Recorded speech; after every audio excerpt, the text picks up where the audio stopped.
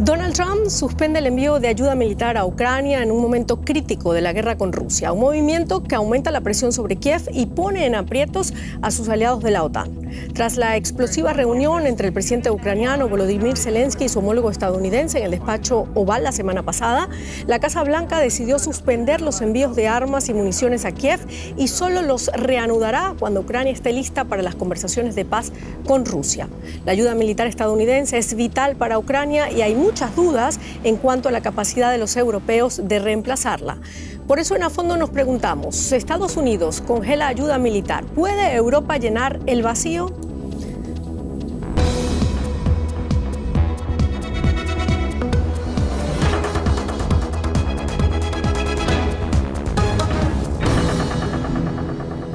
¿Qué tal? Bienvenidos a esta nueva emisión de A Fondo. Los saluda Silvia Cabrera desde Berlín. Les presento de inmediato a nuestros invitados. Frank Pries es politólogo, periodista, representante de la Fundación Konrad Adenauer en Colombia, Perú, Argentina y México. Fue director adjunto de Asuntos Internacionales de la Fundación acá en Berlín. Eduardo Ziegelbach, analista internacional, experto en relaciones internacionales, relaciones bilaterales entre Estados Unidos y Alemania. Y Marina Mirón, investigadora en el Departamento de Estudios de Defensa del King's College de Londres, investiga actualmente las estrategias de guerra informativa de Rusia y China y las contramedidas occidentales. Nos acompaña vía Zoom. Muchísimas gracias por estar acá.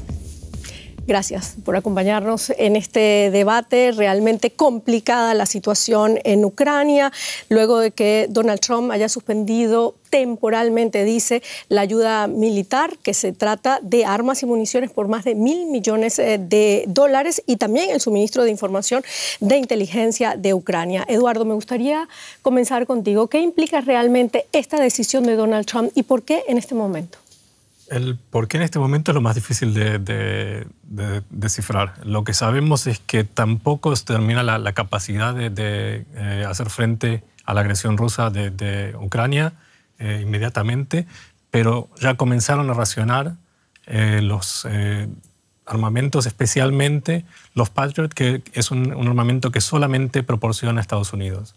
En ese sentido, sabemos que para Ucrania significa estar mucho más vulnerable a ataques aéreos y ataques con misiles de crucero. Claro, Fran, pero esta decisión de Donald Trump responde a una estrategia de presión hacia Zelensky o es parte de una política más amplia del gobierno de Donald Trump? En realidad tengo mis dudas. A un lado creo que para muchos discutieron si fue un momento emotivo en la Casa Blanca, si realmente hay una estrategia detrás de lo que Trump quiere, más allá de un deal, sea lo que sea, pero actualmente se ve que él quiere cumplir con su promesa de la campaña, paz en muy poco tiempo en Ucrania, cuesta lo que cuesta, y para esto prácticamente está dispuesto de olvidar la solidaridad con Ucrania para hacer un deal con Putin, y está comprando completamente la narrativa rusa y presiona a Ucrania en una forma que nunca ha visto un aliado de los Estados Unidos. Presiona a Ucrania. Marina Mirón, ¿cuáles son las consecuencias de toda esta decisión de Trump? Hablamos no solamente de esa pausa en el envío de armas y municiones, sino también en la pausa en la información militar, ¿no? Sí, efectivamente, pues yo creo que se trata de un modo de enseñarle a Ucrania y también a los aliados europeos que Ucrania no puede sobrevivir sin el apoyo de los Estados Unidos. Primeramente hablamos de las armas, como ya se ha comentado, los ucranianos no podrán defenderse de forma efectiva si le faltan misiles para los sistemas Patriot. Y también los Estados Unidos produce misiles para otros sistemas de defensa aérea como NASAMS, lo que tiene Ucrania. Entonces tenemos aquí el problema, pero yo creo que el problema más grave y más fundamental es el problema de inteligencia que se ha proporcionado a Ucrania y al ejército ucraniano. ¿Por qué? Porque la superioridad informativa es crucial para aprender operaciones militares, de defensa, de ofensiva, da igual. Entonces, hasta hoy Ucrania ha recibido imágenes satelitales, por ejemplo, con blancos dentro del territorio ruso, donde se encuentran los almacenes de municiones, donde se encuentran, digamos, nodos logísticos, para poder lanzar misiles ATACMS o drones. También han podido ver los movimientos de las tropas rusas y ahora, sin estas informaciones, el ejército ucraniano se queda prácticamente ciego. Es decir, que tiene una gran desventaja porque ya no podrán prepararse, así dando la oportunidad al ejército ruso para avanzar aún más, porque sabemos que la situación en el campo de batalla no ha favorecido la parte ucraniana hasta ahora y ahora aún más. Claro, o sea que el ejército ucraniano, dice Marina Mirón, se queda ahora prácticamente ciego, no tiene municiones, no tiene armas, ni tampoco tiene esta información clave de estrategia militar que le proporcionaba Estados Unidos. ¿Gana Putin con esto?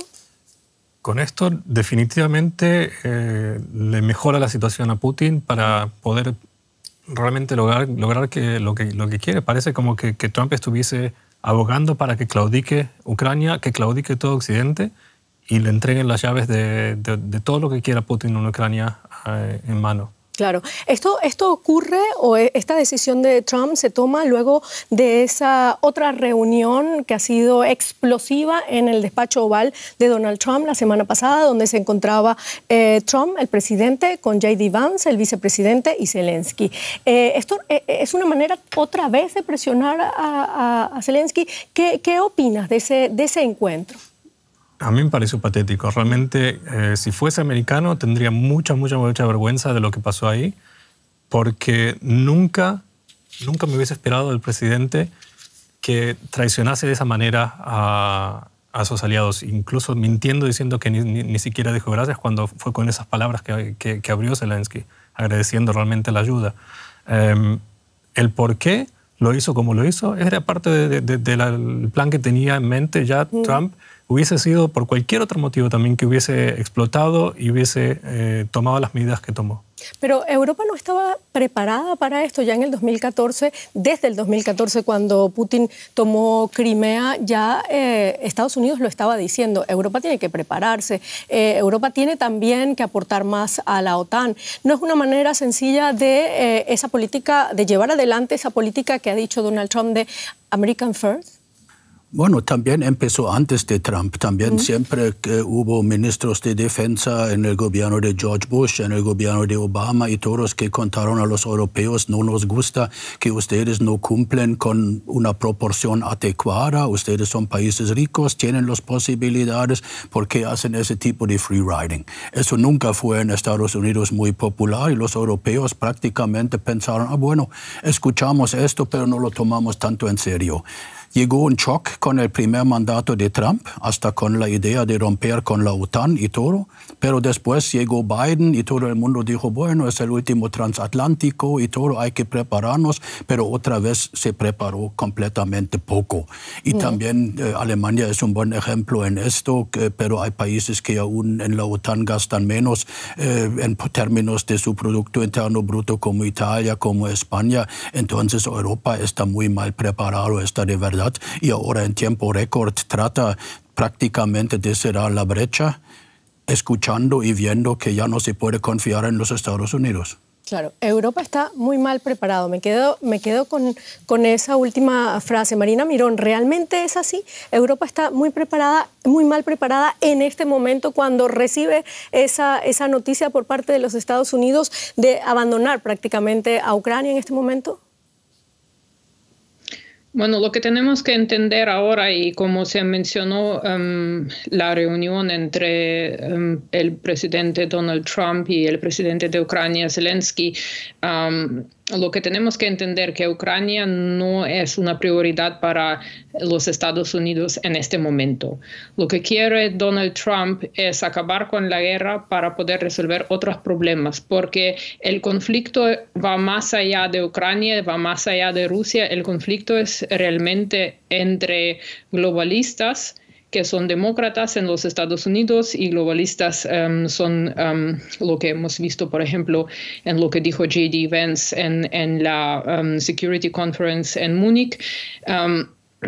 son en Europa, y entonces es también un modo de enseñarles a los europeos que Estados Unidos va a preocuparse por sus propios problemas. Y los problemas de los europeos no son los problemas de los estadounidenses. Entonces, después de las elecciones en los Estados Unidos, los líderes europeos, no sé exactamente qué se estaban pensando, pero ya sabían, ya hemos visto Trump en 2016 y sabíamos perfectamente que lo que dice él es exactamente lo que va a hacer. Entonces tenían unos meses al menos para prepararse para lo que viene el día 20 de enero. Claro. Y se ve que no hay una estrategia común, no hay una estrategia en cuanto a Ucrania, ni tampoco hay una estrategia en cuanto a la propia defensa de la Unión Europea y de los miembros de la OTAN. Claro. Bueno, entonces, la situación que tenemos ahora... Es decir, que estaban ya más que avisados Europa. Los estados de Europa ya estaban más que avisados de lo que iba a ocurrir y la decisión que iba a tomar Donald Trump, ¿no? Efectivamente, ellos podrían haberse preparado, pero se ve que después de las elecciones ellos pensaban que los demócratas van a ganar las elecciones otra vez, pero cuando no lo pasó y Donald Trump ganó, entonces ellos ya tenían tiempo de noviembre hasta el día 20 de enero para formular al menos una estrategia, porque hubo tal posibilidad y sabían perfectamente la retórica de Trump en 2017 diciendo que los Estados Unidos van a salir de la OTAN, y hubo esta amenaza ya.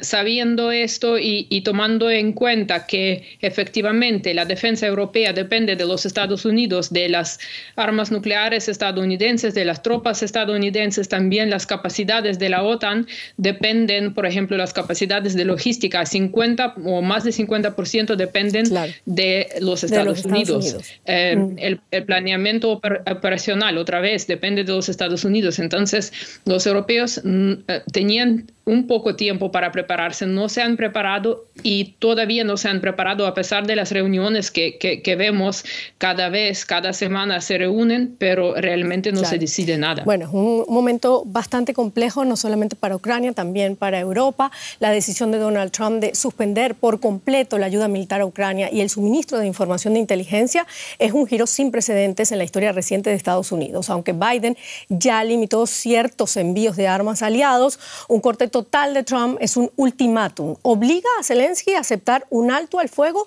bajo sus condiciones o arriesgarse a mayores pérdidas en el campo de batalla?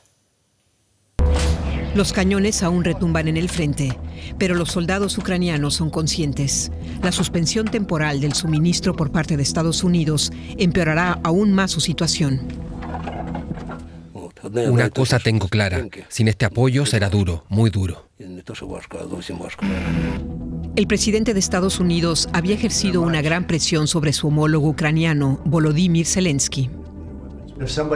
Si alguien no quiere llegar a un acuerdo, creo que esa persona no estará mucho tiempo, ni tampoco será escuchada por mucho tiempo, porque creo que Rusia quiere un acuerdo y el pueblo ucraniano también. Desde el comienzo de la invasión rusa, hace poco más de 3 años, la administración Biden proporcionó más de $120 mil millones en ayuda. Es improbable que otros países occidentales, como Alemania, puedan igualar ese esfuerzo. Las entregas de misiles para los sistemas de defensa antiaérea Patriot, por ejemplo, no son fáciles de sustituir. ¿Está Ucrania en una situación comprometida sin la ayuda de Estados Unidos? Bueno, ya vamos a quedarnos con esa pregunta, aunque ya más o menos hemos dado algunos visos para la respuesta. Fran, ¿tú crees que está Ucrania o el futuro de Ucrania bastante comprometido con esta decisión de Estados Unidos, o puede Europa salir en su ayuda? Bueno, obviamente Europa va a hacer y va a tratar de compensar lo que se pueda. Eso no va a ser suficiente, eso es muy claro. También expertos actualmente dicen, bueno, sin los Estados Unidos, capaz medio año es posible y las capacidades de Europa están limitadas. Y eso tiene una grave consecuencia no solamente para Ucrania, sino tiene graves consecuencias también para la defensa de la Unión Europea, porque muchos piensan que eso se puede ver con una invitación a Putin de corregir asuntos con los países bálticos y presionar, por ejemplo, a Moldova, a Transnistria y esas partes, y muchos dicen ya tiene tropas entrenados, experimentados en la guerra, aumentó todos los gastos en su economía para la guerra, entonces no es solamente Ucrania, Ucrania está también defendiendo la libertad de Europa. Bueno, tú hablas de graves consecuencias, sin embargo, antes me decías que Europa no estaba preparada para esto, que fue prácticamente una sorpresa. Marina Mirón dice todo lo contrario. ¿Tú todavía sigues pensando eso, que Europa no estaba preparada para esto? ¿No tenía tiempo ya como para prepararse? Yo creo que ¿prever esas consecuencias? Yo creo que Europa está realmente mal preparado. Lo vimos también con Alemania, si solamente ese ejemplo, el gobierno anterior hizo ese famoso Sondervermögen de poder invertir unos 100.000 millones más. Pero en primer lugar, eso demora. No es cosa que rápidamente tiene consecuencias y no solamente es plata. Por ejemplo, nosotros tenemos discusiones que hacemos con reanudar el servicio militar. Necesitamos fuerzas armadas mínimos para 230.000 soldados prometido a la OTAN para cumplir. Tenemos 180 con graves problemas. También gente que se va a pensionar no está preparado. También si reanuda el servicio militar no tenemos las capacidades de entrenamiento. La comparación en Europa, hay demasiados diferentes sistemas, por ejemplo, porque cada país hace lo suyo. Tenemos la situación dentro de la Unión Europea, que tenemos submarinos como Hungría, que trabaja plenamente en contra de una política común. Entonces, los problemas están gravísimos y como también que se ha dicho, también no se ha preparado y no, en realidad todavía hay una estrategia común. Marina Mirón, bueno, hablemos de esas consecuencias para Ucrania y en la situación que está hoy en el terreno Ucrania. Cuéntame. Bueno, el problema de Ucrania es ahora que es una decisión política. Y será una decisión política. Lo que hizo Trump es poner a Zelensky en una situación en la que tiene que decidir firmar el acuerdo con los Estados Unidos y seguir contando con el apoyo, o no firmar, y eso quiere decir que Zelensky está de acuerdo con que la gente, el ejército ucraniano sufre muchas pérdidas debido a la falta de este apoyo. Claro. Y sabemos perfectamente que Keir Starmer y Emmanuel Macron dijeron ambos que necesitan apoyo de los Estados Unidos, que están dispuestos a enviar tropas a Ucrania, pero necesitamos apoyo de los Estados Unidos. Entonces, lo que quiere decir que todo lo que hagan los europeos no será suficiente, sobre todo en términos de proporcionar armamento, claro, Marina, en términos de proporcionar inteligencia. Disculpa que te interrumpa, pero te preguntaba antes, ¿cuál es la situación hoy en Ucrania, en este momento? ¿Cuál es la posición que tiene Ucrania en la guerra, en este momento en el que Estados Unidos decide prácticamente abandonarlo a su suerte? Bueno, la situación es pésima para el ejército ucraniano. O sea, los rusos no han terminado con su ofensiva, la que empezó el año pasado, en enero del año pasado, y todavía no lo han terminado. Lo único que hemos visto es la ofensiva de los ucranianos en Kursk. Ahora se ve que los rusos, las fuerzas rusas están avanzando y cortando las vías logísticas. Es decir, que las tropas ahí, las tropas ucranianas, con las pérdidas, no van a durar mucho posiblemente, y ahora sin inteligencia, sabiendo que tienen que decidir cuántas municiones pueden utilizar, no sabiendo si llega el apoyo y cuándo llegue el apoyo y en qué cantidad. Es decir, que la toma de decisiones está prácticamente paralizada en Ucrania. Claro. ¿Podría resistir, Eduardo, Ucrania en estas condiciones? Poco tiempo. Lamentablemente poco tiempo, porque tienen capacidades todavía con el ejército de drones que generaron en base a experimentos que fueron haciendo desde el comienzo de la guerra y demás, pero eso no es suficiente, no llega a suplir todo el apoyo en inteligencia militar que le estaba brindando y en el análisis de los datos que se podían percibir con sensores remotos de diferentes tipos. Entonces tenemos aquí una situación que está complicada, que no están faltando hoy todavía las municiones, pero saben que tienen que racionar, y racionar también en artillería y demás, y eso significa a que se exponen mucho más, y la pregunta es cuán fuerte tiene que ser el ataque ruso como para quebrar a los ucranianos por una parte, y por otra parte, ¿cuántas muertes le hacen falta a Zelensky para claudicar? Bueno, Zelensky ha dicho que cortar la ayuda militar a Ucrania sería un golpe devastador, pero que no pondría fin a los combates. ¿Crees que esto es llevar, como dice Trump, llevar a su ejército a la muerte prácticamente? Un poco, es un poco eso, es exactamente lo que está tratando de lograr, o sea, que Zelensky, que es quien fue la personificación del héroe que se enfrenta a la agresión rusa, que hacerlo perder por una cosa que supuestamente fue una forma poco engraciada de comunicarse, según la percepción de Trump. Claro. Eso es otro tema, si realmente fuese el caso. Pero por eso, o sea, hacerle pagar a todo el pueblo ucraniano, y uno sabe, no va a pasar eso así. Fran, ¿tú estás de acuerdo con lo que dijo Donald Trump, que hay que parar esta guerra, sea como sea, que hay que parar ya la sangre en Ucrania? Bueno, sea como sea, creo que nadie en realidad está de acuerdo, porque es muy fácil si en ese momento, cuando el señor Putin decide terminar la agresión, la guerra termina. Cuando Ucrania en ese momento decide terminar la guerra, termina Ucrania. Eso es la diferencia entre las dos posiciones, y yo creo para ellos no es una opción, porque también ¿Las dos posiciones cuáles son las que me hablas? ¿La de Estados Unidos y la de Europa? ¿A qué te refieres cuando hablas de las dos posiciones? Las dos posiciones entre Ucrania y Rusia, de cierta manera. Y para Ucrania también hay que ver también la situación emocional. Ellos, con las víctimas que han tenido durante la guerra, se tienen las víctimas cada día por los bombardeos, se tienen la situación de Bucha con esos crímenes de guerra altamente cometida por Rusia y por en ese momento Wagner y otros que estaban, etcétera, etcétera. Entonces, para Ucrania no es una opción de terminar como esas zonas que ya están bajo control ruso. Entonces, eso es para ellos muy, muy grave.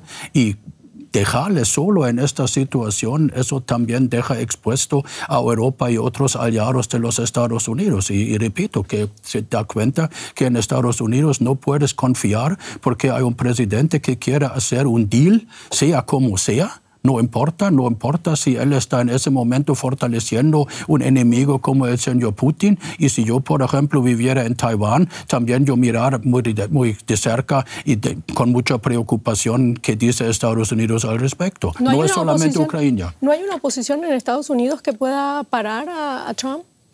Parece que actualmente no, porque se ve como el grupo con él está, prácticamente ya no están como en su primer mandato, esos famosos adultos en la sala, eso no existen más, existen solamente gente que son 100% leal a Donald Trump, algunos donde se duda la competencia que ellos realmente tienen en su campo. El Partido Republicano está secuestrado, todos tienen miedo de esos grupos de MAGA en las primarias, etcétera. Y los demócratas todavía no digerieron la derrota que tenían. Y al mismo tiempo en Estados Unidos vemos el debate internacional, pero vemos también mucha preocupación como Trump y su tropa allá están cambiando la situación, la democrática situación en Estados Unidos mismos. Claro. Hay gente que no tiene la idea, por ejemplo, de checks and balances, como un Elon Musk tiene un completo diferente programa de democracia que tradicionalmente fue conocido en Estados Unidos. Pero están ahora, lo que está pasando es que directamente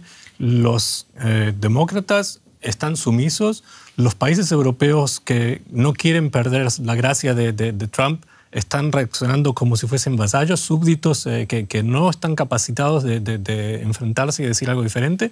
En ese sentido vemos que Trudeau dio la nota dando una llamada al raciocinio de todo el resto de los opositores a ese tipo de política, y tenemos que ver si de repente no nos conviene más pensar, si no nos conviene alinearnos con un discurso semejante a ese. Al de Trudeau, al de Trudeau, dices, exactamente. ¿Tú crees que sea posible eso? ¿Alinearse a un discurso más parecido al de Trudeau? A ver, yo estoy un poco indeciso en hacer pronósticos, ¿no? Claro. Especialmente con una persona tan errática y todo, donde no sabes cuál va a ser la posición mañana. Claro, bueno, Marina Mirón, hablamos un poco de las críticas o la oposición que hay en los Estados Unidos hacia Donald Trump. Y tú que conoces muy bien el sector castrense, me gustaría preguntarte, ¿sabes cuál es la posición dentro del ejército de los Estados Unidos a las decisiones que ha tomado Trump con respecto a Ucrania? No lo sé. No lo sé y además quisiera añadir un poco al debate que se produjo ahora mismo con relación a entender la decisión de Trump para hacer un cese-fuego. Tenemos que tener en cuenta que no tenemos todas las informaciones para poder analizar la situación desde el punto de vista de Trump, porque seguramente, por ejemplo, había 2 reuniones con los rusos. No sabemos exactamente qué es lo que se acordó. También hay una línea directa que existe desde los tiempos de la Guerra Fría entre Washington y entre Moscú. Entonces, no sabemos exactamente qué informaciones tiene la administración de Trump, no sabemos qué informaciones ha recibido y lo que tiene la administración de Ucrania, el presidente Zelensky. Por eso es muy fácil juzgarlo por lo que dice, pero no sabemos exactamente lo que es detrás de este deal y qué garantías hay.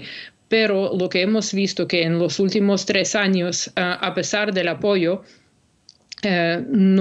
Ucrania no ha logrado expulsar el ejército ruso de su territorio. Hay más bajas, hay más muertes, hay 7 millones de ucranianos que tenían que huir de sus hogares.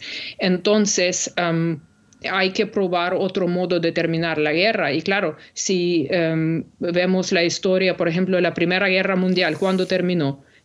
Se terminó en noviembre, hubo un cese-fuego y los acuerdos de paz que se firmaron en Versalles se firmaron un año después.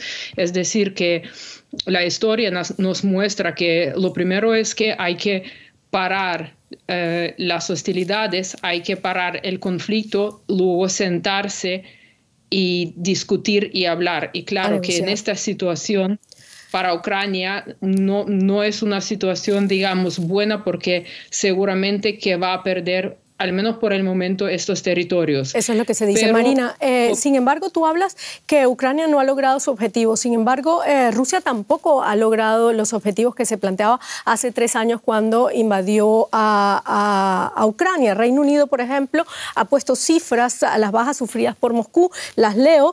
En lo que va de 2000, dice que la inteligencia británica dice que son 90.000 personas entre muertos y heridos rusos. El total de bajas rusas desde el inicio de la guerra es de 875.000, según el Estado Mayor del ejército ucraniano. ¿Está Rusia entonces también muy golpeada en esta guerra y qué está ofreciendo ellos?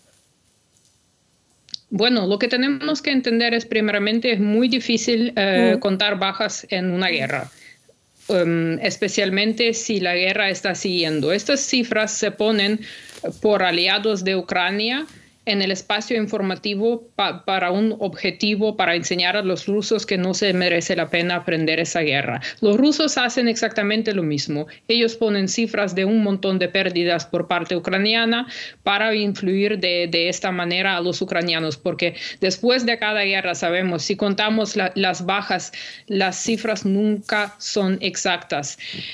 Dicho lo cual, tenemos que tener en cuenta que, claro, que hay bajas. No sabemos los números exactos, pero Rusia también tiene un montón de pérdidas.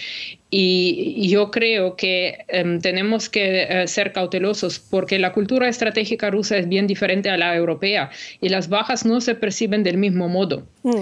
Y en Ucrania tampoco. Claro. Entonces, ahora vemos la población rusa. Rusia tiene la capacidad de seguir con la guerra. Ucrania ahora no, porque vemos lo que está pasando con el reclutamiento. Estamos hablando de 7 millones, prácticamente un cuarto de la población del país ha salido del país. Claro. Entonces, quiere decir que los objetivos que tenía Rusia no han sido bastante concretos. En cada momento, si se para la guerra, Putin puede decir hemos alcanzado los objetivos. Si se pregunta a alguna persona en la calle en Moscú, seguramente que no podrá nombrar los objetivos de la dichosa operación militar. Claro. Por eso yo creo que tenemos que tener en cuenta que Rusia, a pesar de los pesares, tiene más tiempo y el tiempo va a su favor debido a que tiene más población. Claro, Eduardo, aunque ha perdido un montón de tecnología militar. Claro, Eduardo, ¿tú crees que Rusia ha alcanzado ya sus objetivos? Si se termina la guerra en este momento, si se llega a una negociación, ¿podríamos decir que ha ganado la guerra? No creo que haya ganado la guerra, pero ha ganado por lo menos parte de ello. Uno de los motivos que eran más categóricamente importantes dentro de las tantas declaraciones que hubo, y nunca fueron realmente coherentes todas las declaraciones de cuáles son los objetivos de la guerra, era el que no se incorporase Ucrania a la OTAN. Se llegó a discutir incluso el incorporar todos los territorios que no están en disputa dentro de la OTAN. Y después se vio que no era realmente factible. Eso hubiese sido realmente la mayor catástrofe. Por otra parte, tenemos en paralelo que se unieron Suecia y Finlandia a la OTAN, que para Putin seguramente es otro dolor de cabeza más. Bueno, y eso es lo que está diciendo también Donald Trump ahora. Ucrania no debe unirse a la OTAN. ¿Cuál es la relación que existe entre Putin y Donald Trump? Yo quisiera saber qué tiene ahí para presionarlo, porque parece como que estuviese trabajando como un títere de Putin. ¿Es un títere de Putin, Donald Trump? ¿Es una alianza que tienen entre ellos dos o más bien está Donald Trump llevándolo a su terreno? No, por lo menos parece como uno.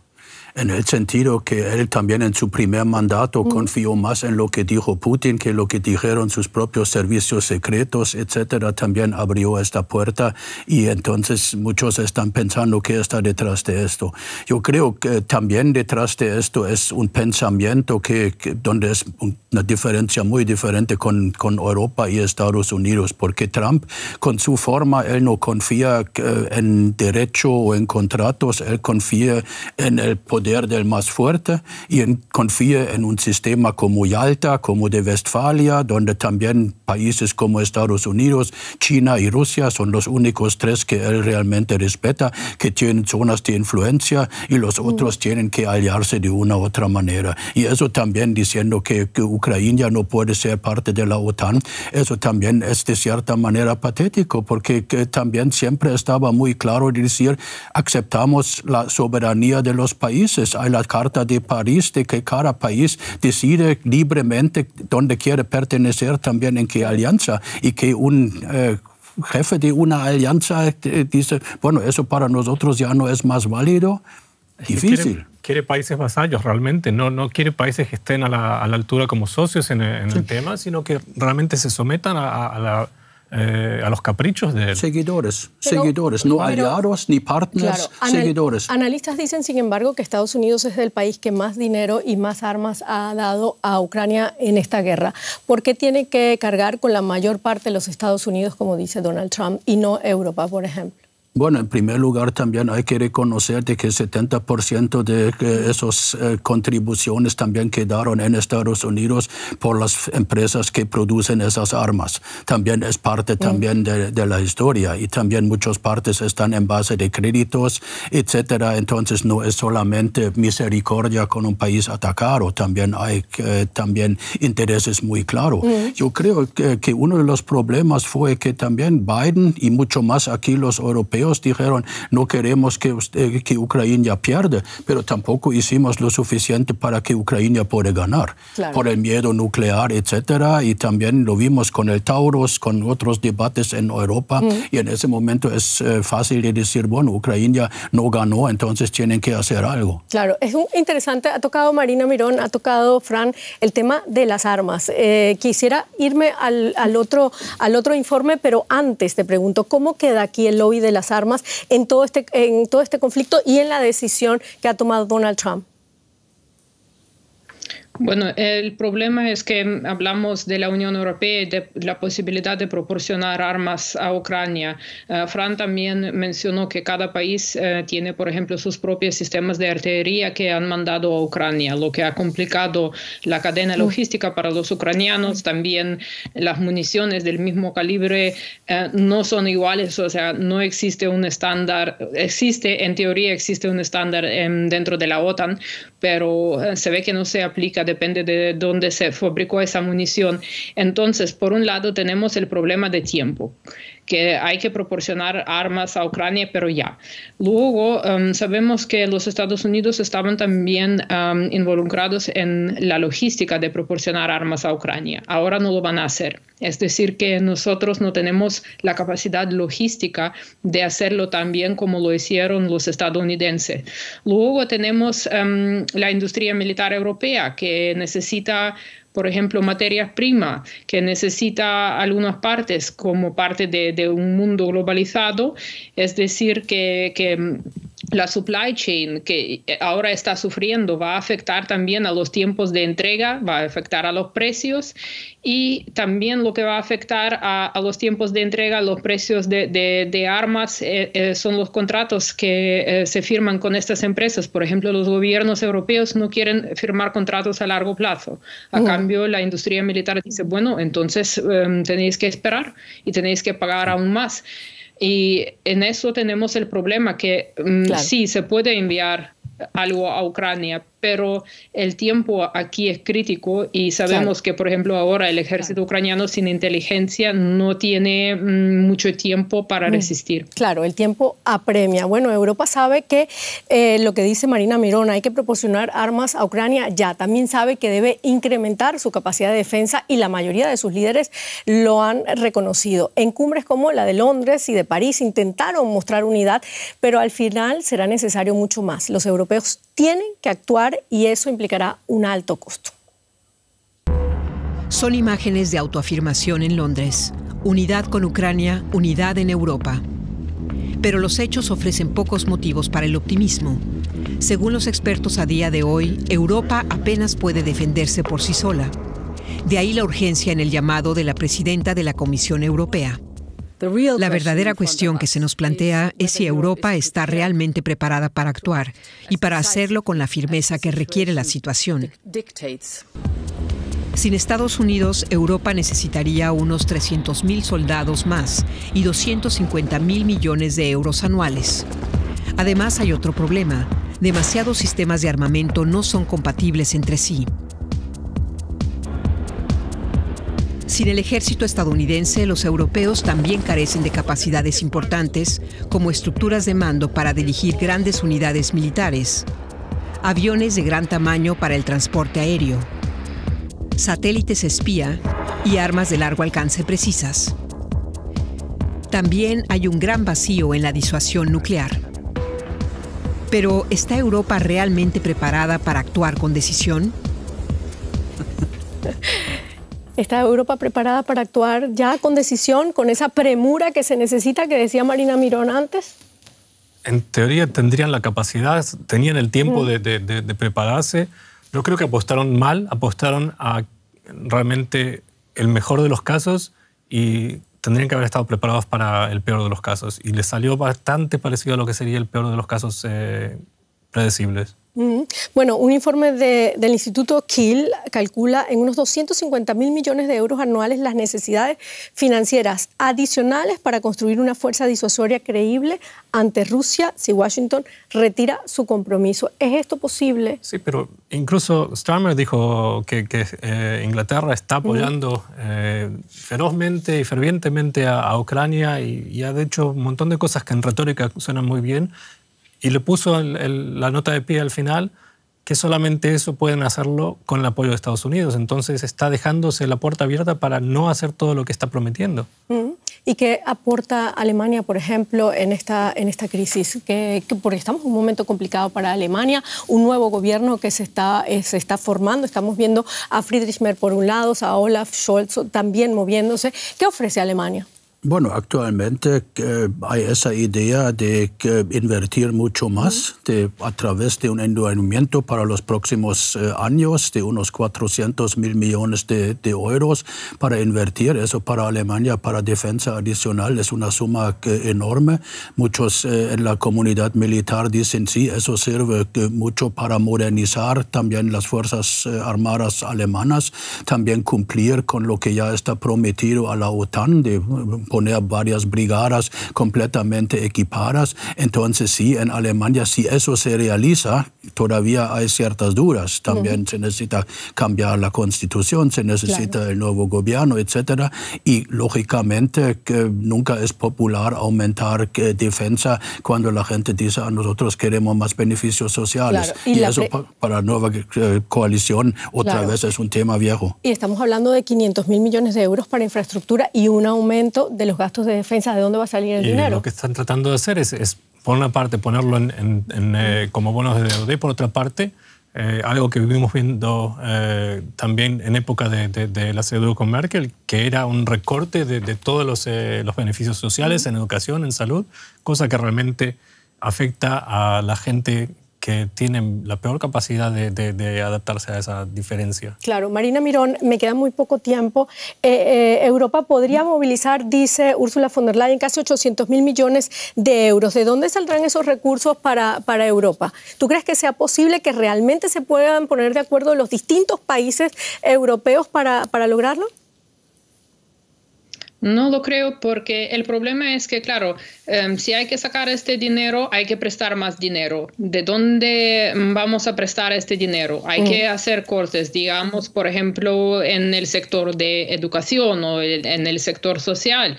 Entonces, las poblaciones de los países europeos no lo verán tan claro y además no hay una percepción única de la amenaza. Algunos países dicen que sea Rusia, por ejemplo, los países bálticos, pero España no lo ve así, Italia tampoco.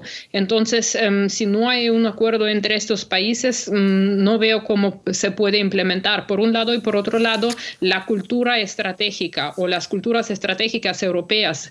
Desde el fin de la Guerra Fría pensábamos que no vamos a tener otra guerra y otra guerra a gran escala. Entonces, la gente, aunque se invierte en defensa, no quiere luchar.